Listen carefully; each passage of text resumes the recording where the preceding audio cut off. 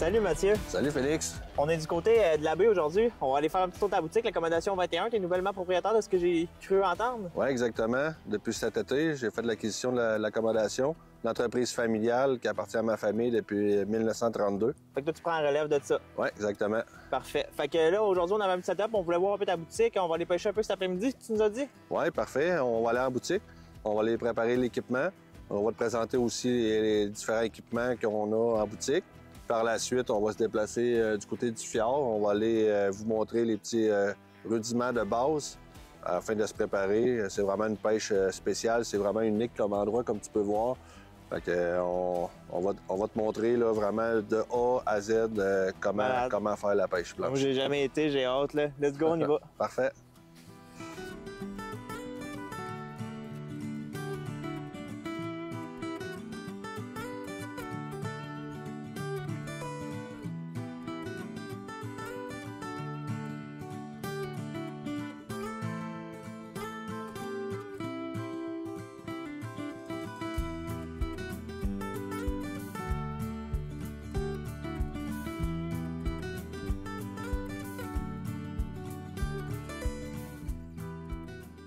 On est rendu dans l'atelier, Mathieu. J'aimerais ça un peu, tu sais, moi je connais pas ça bien le fjord. J'aimerais ça un peu que tu me dises c'est quoi les espèces que tu pêches ici, puis approfondir un peu sur le sujet. Il n'y a pas de problème. Salut Félix. Merci d'être venu à l'accommodation.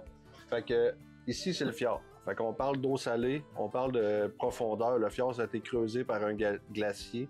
On peut pêcher jusqu'à 900 pieds environ, Okay, dépendant des secteurs. Donc, bien sûr, on retrouve du sébasse. Sébasse, les gens qui n'ont jamais vu ça, ça ressemble à ça. Un gros poisson rouge avec des gros yeux. On a du turbo, de la morue. Il y a plusieurs espèces de morue aussi, de la morue ogak. On parle bien sûr du fameux flétan qu'on retrouve dans les profondeurs. On a pogné un gros, là, pas long. Oui, la pêche scientifique. Oui. On est bien contents. En gros, il y a plusieurs techniques de pêche. Okay. Nous, avec les années, on a fait fabriquer les cannes spécifiques pour le fjord. Bien sûr, quand on parle de profondeur, on va chercher des poissons vraiment creux. Une chose bien importante à retenir, c'est d'avoir du fil tressé. Le fil tressé, la raison, c'est vraiment, elle ne sera pas élastique.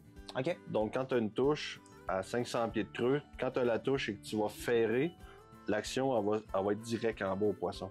Okay. Tandis que si tu prends un mono, il va étirer.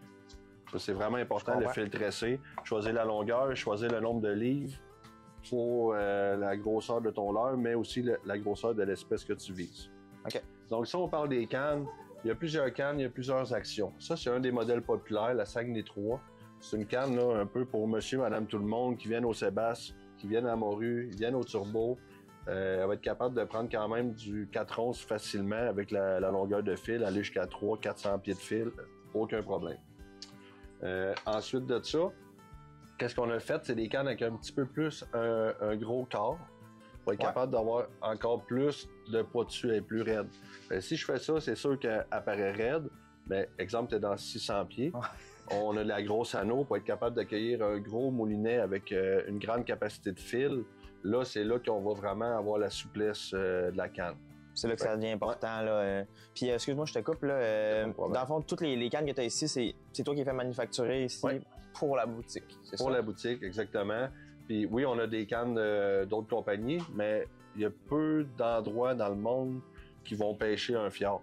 Donc, ouais, c'est ça. On a des cannes de plusieurs marques pour la truite, le doré, etc. Nous, on a vraiment fait des cannes pour le fjord. C'est vraiment des cannes adaptées. La sébasse, même chose. Une canne un petit peu plus flexible. Elle me rappelle la première, mais encore une fois, là, la grosse anneau. Des cannes courtes pour les gens qui pêchent dans des cabanes, des petites cabanettes portatives ou dans des tentes. Comme ça, tu es capable de pêcher. C'est un beau produit adapté au Québec, ça. Ouais. Donc là, on est venu avec des gammes de lancer l'eau. Ça, c'est un exemple, c'est notre haute gamme. On parle ici d'un Penn Phantom 2. Ce moulinet-là, il est exclusif parce qu'il y a 2 vitesses dessus. Donc ici, on a un bouton. Quand on vient peser dessus, on tombe sur la petite vitesse. Donc on tombe avec un ratio extrêmement puissant. Alors on est capable vraiment de mouliner un gros poisson. Et si jamais, exemple, on veut juste remonter pour aller vérifier nos leurres ou quoi que ce soit, on désembraye puis on tombe sur la grande vitesse. Que tu t'emmènes d'un gros gadget. Oui. Ça, c'est vraiment un beau reel. Il est ultra léger, il est en acier. C'est vraiment un reel là, qui il fait Tu fort. le désembrayes avec Ouais. une planche sur Ouais, le côté. tu pèses sur le côté, comme ça. Ouais. Ah, puis il est vraiment pas lourd. Non. Enfin, j'aurais cru qu'il était plus lourd que ça. Puis Malade. là, on va venir mettre un 1500 pieds de fil, du 65-80 livres. C'est vraiment là, un beau produit. Malade. Ouais. Bon, et Mathieu, comme je te disais tantôt, c'est notre première fois sur le fjord. On aimerait ça y aller nous autres aussi cet après-midi, peut-être bien demain aussi. Fait que j'aimerais ça que tu me fasses un petit setup là, de débutant, voir qu'est-ce qu'on peut aller pogner avec ça. Parfait. Samantha, elle a tout préparé que ça prenait. On va vous montrer comment assembler le kit de pêche. Là, on va se préparer un petit kit pour le Sébastien Morue. On ira faire une petite pêche après-midi avec les enfants. Il fait beau, puis pour vous mettre dans le bain. Puis demain, on ira essayer de prendre un monstre. OK. Bon? Malade. Samantha, veux-tu nous montrer un peu ça? Oui, fait qu'on est allé avec le Saguenay 3, on a montré tantôt qu'il y a une bonne flexibilité. On est allé avec un huile turbo avec un ratio de 4,5 pour 1.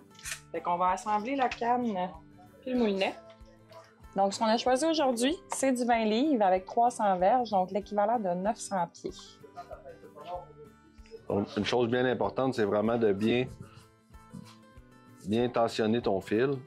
Aussi, l'autre chose qui est importante, c'est quand on déroule, c'est tout le temps d'être dans le bon sens que la tresse elle a été roulée originalement dans son barillet.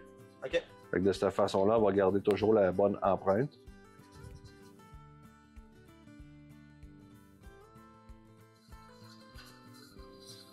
Ouais, on est rendu. Fait que là, on vient de rentrer 900 pieds de fil dans notre moulinet. On a notre beau petit swivel. Et on fait toujours, c'est des boucles, en fait, c'est pas des nœuds. C'est pour éviter que le fil se casse ou se coupe. Donc celui-là, ça va être un nœud palomar. Oui, exact. Fait que là, Mathieu, j'aimerais ça que tu m'expliques un peu c'est quoi qu'on utilise comme appât ici dans votre bout. Ouais, ben à la base, qu'est-ce que ça prend? C'est de l'éperlant. OK. Donc l'éperlant, c'est le poisson à pas du fjord. OK. Donc le but, c'est d'aller prendre de l'éperlant. Puis avec l'éperlant, ensuite, on est bon pour aller à la pêche au poisson de fond. Ça prend toujours un bout d'éperlant où il y a d'autres substituts, le cœur de bœuf, d'autres choses que les gens vont prendre. Bon, quand on parle d'aller jigger les profondeurs du fjord, c'est vraiment différent là, que dans qu'est-ce qu'on trouve dans les lacs ou la pêche à la traîne avec les trolls. C'est que souvent, c'est le jeu de lumière, la luminosité de l'extérieur que tu vas venir choisir tes teintes ou tes couleurs ou tes cuillères, ton flashy, là, ta finition. OK, je comprends. Dans le fjord, il fait noir, très noir. C'est profond, c'est très, très sombre.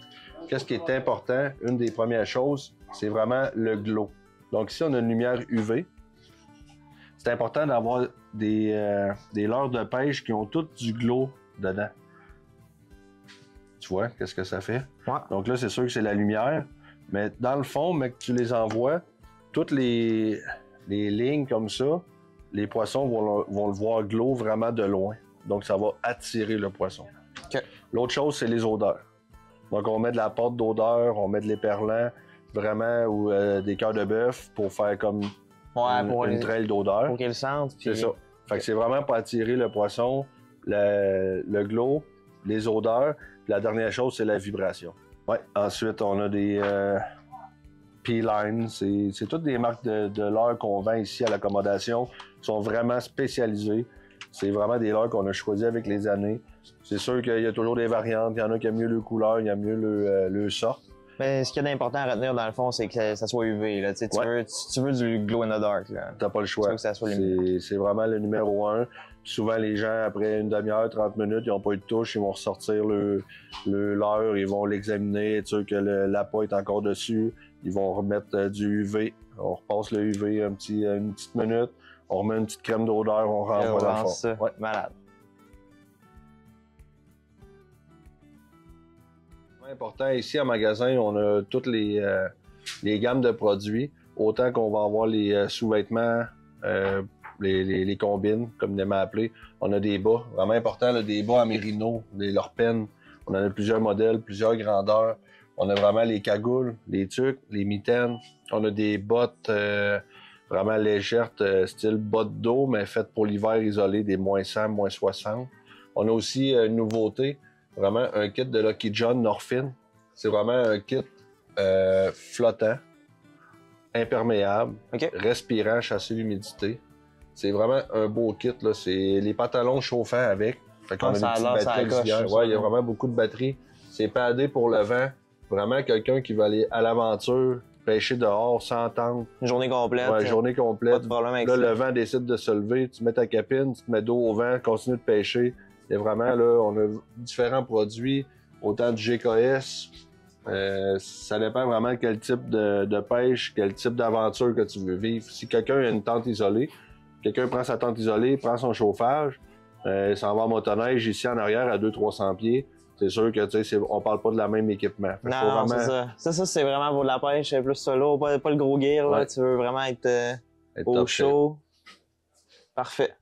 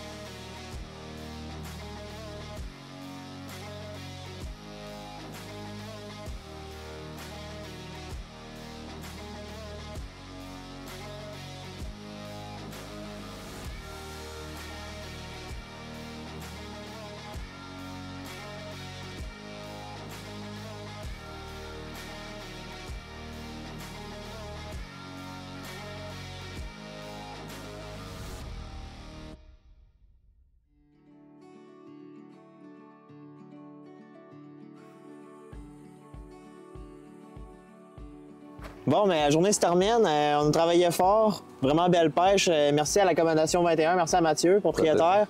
On a pogné du sébasse, turbo, des poissons qu'on n'avait jamais vus. Vraiment content. Merci Mathieu. Ça fait plaisir. Vous reviendrez quand vous voulez. Ben oui, on va revenir, c'est sûr. On s'est ramassé un petit setup là, juste pour ça. Parfait. À la prochaine. À la prochaine.